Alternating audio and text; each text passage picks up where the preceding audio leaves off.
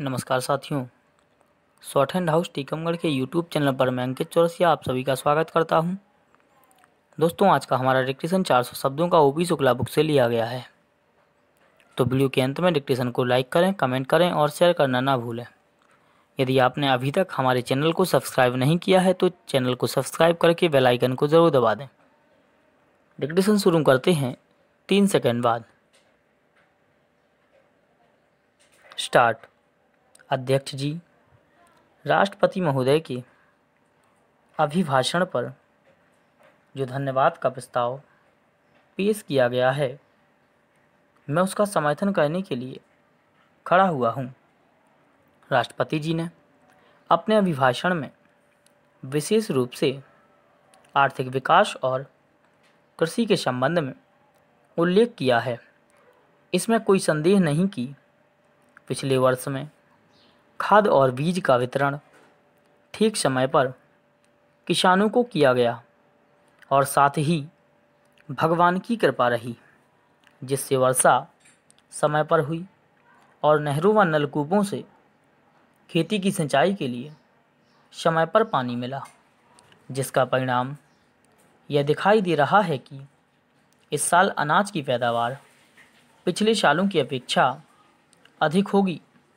इस अवसर पर मैं कुछ बातों की ओर सदन का ध्यान आकर्षित करना चाहता हूं, जिनका उल्लेख राष्ट्रपति जी के अभिभाषण में नहीं किया गया है।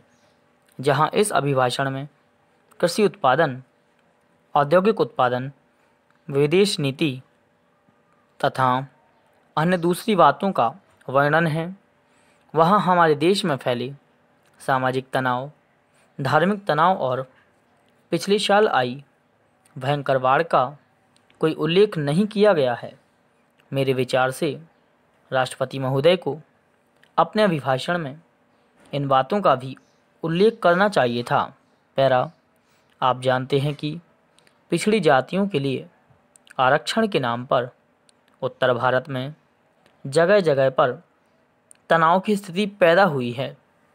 30 साल पहले हरिजनों के आरक्षण की बात को माना गया था। मैं हरिजनों के लिए आरक्षण के विरुद्ध नहीं हूँ, क्योंकि मैं स्वयं हरिजन हूँ, लेकिन अन्य पिछड़ी जातियों के नाम पर जिस आरक्षण की मांग की जा रही है वह तर्कसंगत नहीं है।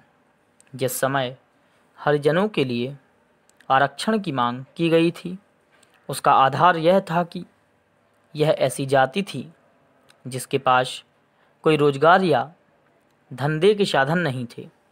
वे जमींदारों के खेतों में काम करके किसी तरह से अपने परिवार का पेट पालते थे। लेकिन आज पिछड़ी जातियों के नाम की जो सूची बनाई गई है, यदि उसकी जांच हो तो आपको मालूम होगा कि उनमें 5% भी ऐसी जातियां नहीं हैं जो किसी जमींदार के खेत में काम करती हूँ या दूसरों की कृपा पर निर्भर हूँ। मैं चाहता हूँ कि पिछड़ी जातियों के लिए आरक्षण की व्यवस्था करने से पहले इस बात की जांच कराई जाए कि कौन सी जातियाँ आरक्षण की हकदार हैं। धन्यवाद।